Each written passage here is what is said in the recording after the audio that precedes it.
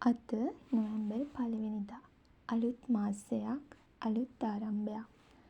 මම හිතුවා සුබදායී හා ඵලදායී අලුත් මාසයක් ආරම්භ කරන්න ඔයාට උදව් කරගන්න පුළුවන් කරුණු ටිකක් අරන් එන්න. ඉතින් මුලින්ම පෙර මාසය ගැන චුට්ටක් හිතලා බලන්න. ඔයාගේ ජීවිතේ සාර්ථක වුණ දේවල්. ඒ කියන්නේ පසුගිය මාසේ ඔයා හොඳින්ම ඉටු කරපු දේවල් මොනවද? ඔයාට ලැබුණු ජයග්‍රහණ මොනවද කියලා හිතලා බලන්න. වැරදුණු දේවල්, වැඩි දියුණු කළ යුතු දේවල් මොනවද? ඔයාට තවදුරටත් ඔයා තුළ අඩු දේවල් මොනවද? වැඩි දියුණු කරන්න ඕනි දේවල් මොනවද කියලා හිතලා බලන්න. ඒ වගේම කෘතඥතාවය.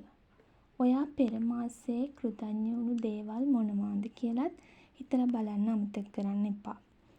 අලුත් මාසය සඳහා අනිවාර්යයෙන්ම සැලසුමක් සකස් කරන්න ඕනි. මෙතනදී ඉලක්ක සහ ප්‍රමුඛතා සකස් කරන්න. මේ මාසයේ ඔයාගේ ප්‍රධාන ඉලක්ක goals මොනවාද? උදාහරණ විදිහට බලමු අපි ව්‍යායාම කිරීම. පෙර මාසයේ ඔයාට ව්‍යායාම ටික නිවැරදිව පිළිවෙලකට කරන්න බැරි වෙන්න ඇති. හැබැයි මේ මාසේ ඔයාට පුළුවන් ඒකට නියමිත සැලැස්මක් සකස් කරගෙන ව්‍යායාම ටික නිවැරදිව කරන්න. කලින් මාසේ ඔයාට පොතක් කියවන්න බැරි වෙන්න ඇති. කියවන්න ගත්ත පොතක මේ වෙද්දි කියවලා තියෙන්නේ පිටු කිහිපයක් වෙන්න ඇති.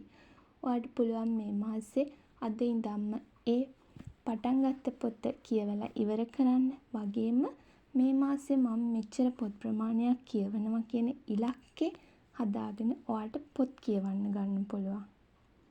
ඒ වගේම ව්‍යාපෘතියක් අවසන් කරන එක. ඔයා වැඩ කරන කම්පැනි එකේ වෙන්න පුළුවන්. වෙනත් යම්කිසි ඕනෑම ව්‍යාපෘතියක් ඔයාට මේ වෙද්දි කම්පැනි එකෙන් බාර දීලා තියෙන ව්‍යාපෘතියක් වෙන්න පුළුවන්. මේ දේවල් මග නතර වෙලා තියෙනවා නම් අදම ආරම්භ කරලා එහි ලස්සන අවසානයක් දකින්න පුළුවන්. මේ ඉලක්ක සපුරාගෙන ඔයා සතිපතා දිනපතා කරන්න ඕනි පුරුදු හැබිට්ස් මොනවද?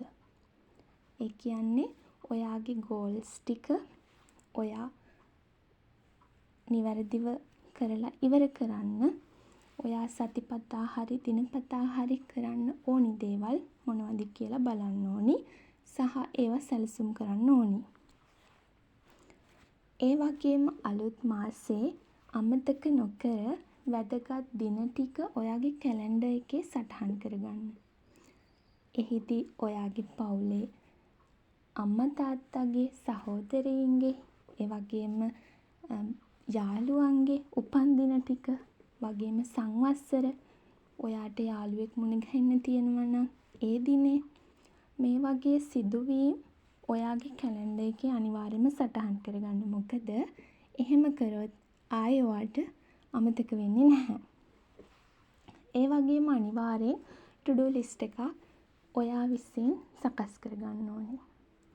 ගොඩාක් වෙලාවට අපිට මග හැරෙන දේවල් තියෙනවා. ගෙදර බිරිඳක් විදිහට ගෙදර සිදු කරන වැඩ කටයුතු ටික, ඒ වගේම ස්ටඩි කරන කෙනෙක් විදිහට ඔයාගේ පාඩම් වැඩ ටික මේ දේවල් to do කරගන්න පුළුවන්.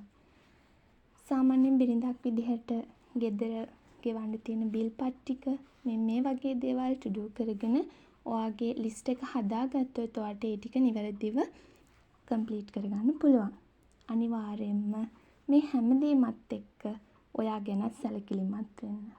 විවේකය ඔයා වෙනුවෙන් දවසට පුංචි වෙලාවක් වෙන් කරගන්න. ඔයා කැමතිම දේ ඔයාගේ විනෝදාංශය වෙනුවෙන් වෙලාවක් වෙන් කරගන්න. ඒ වගේම සෞඛ්‍ය.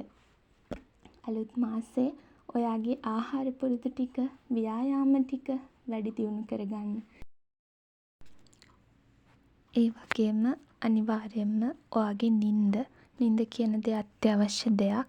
නිින්ද අවශ්‍ය පරිදි ඔයා අනිවාර්යයෙන්ම ලබා ගන්න ඕනේ. ඉතින් අලුත් මාසයක් කියන්නේ අලුත් ආරම්භයක්.